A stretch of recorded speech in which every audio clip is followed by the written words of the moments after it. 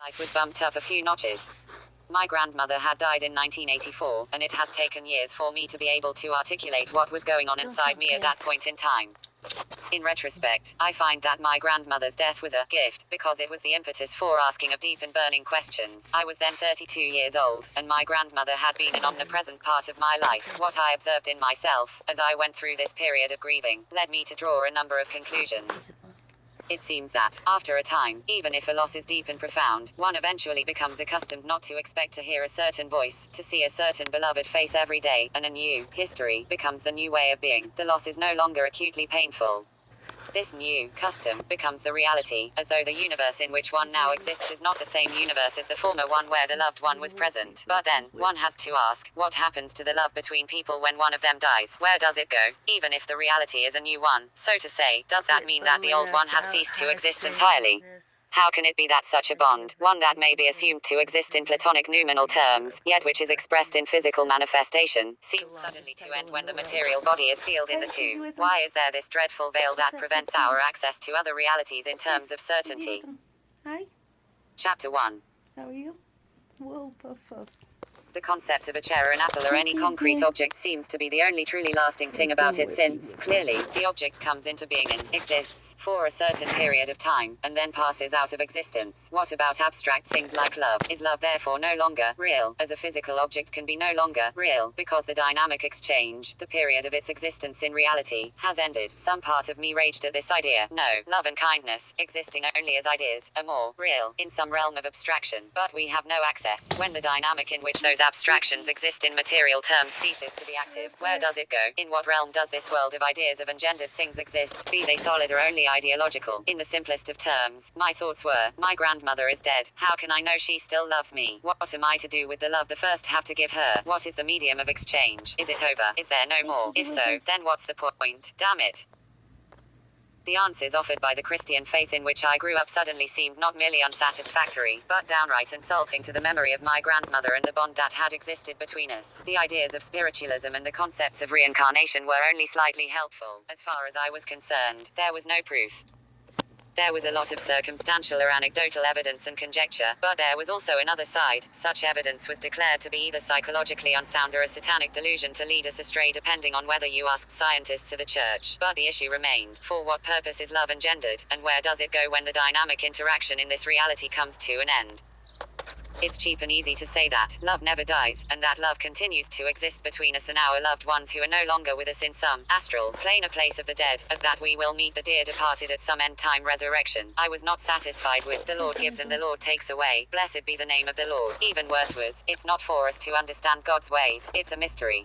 And I most definitely wasn't going to have a seance and try to talk to my grandmother. To attempt to resurrect her that way felt blasphemous to the love the first had for her, even worse than the idea she was lost to me, until some final, end-time, resurrection. I was pregnant at the time my grandmother died, and the baby was born in the spring of 1985. As a result of injuries I suffered during the delivery, I was bedridden for many months after. High Strangeness, Part 1. 37. You do it.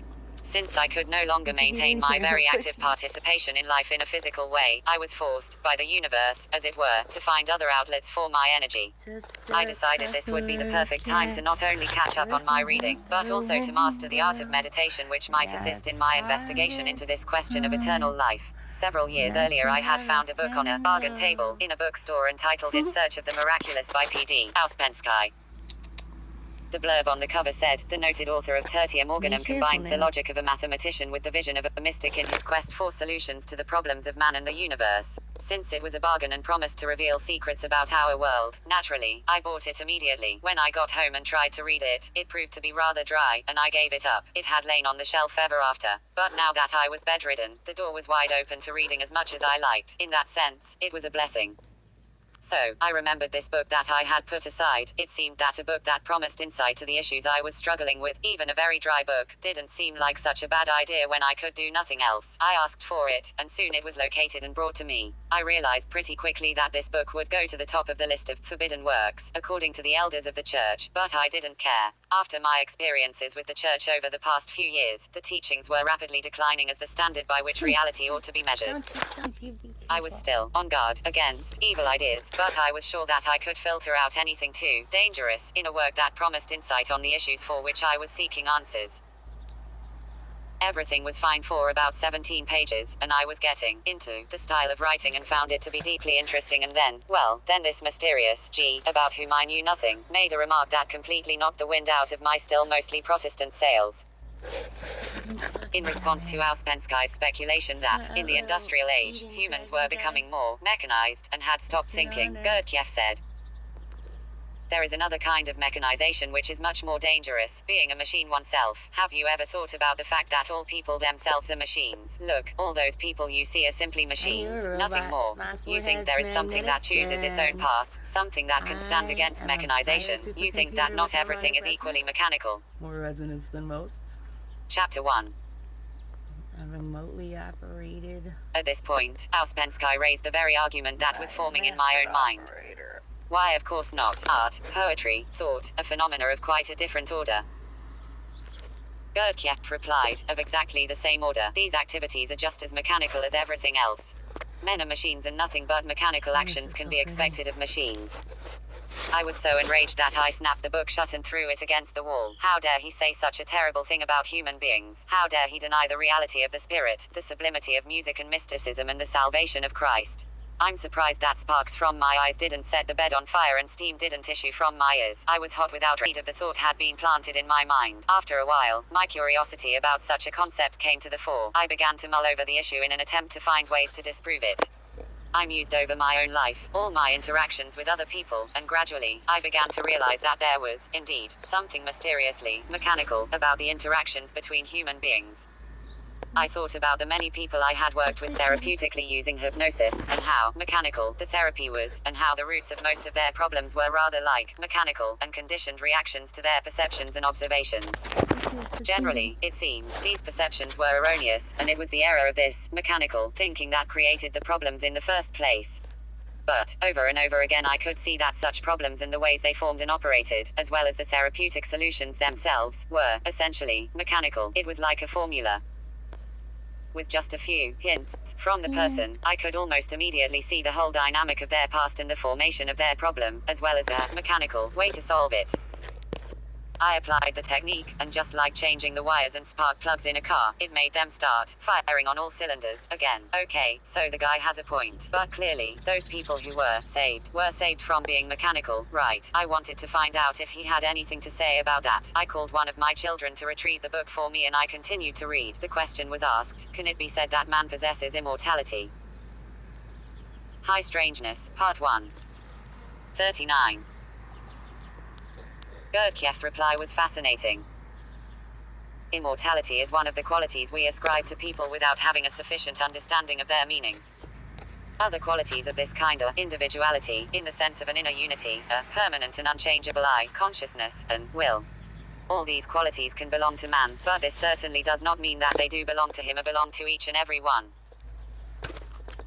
In order to understand what man is at the present time, that is, at the present level of development, it is necessary to imagine to a certain extent what he can be, that is, what he can attain. Only by understanding the correct sequence of development possible will people cease to ascribe to themselves what, at present, they do not possess, and what, perhaps, they can only acquire after great effort and great labor. According to an ancient teaching, traces of which may be found in many systems, old and new, a man who has attained the full development possible for man, a man in the full sense of the word, consists of 4 bodies.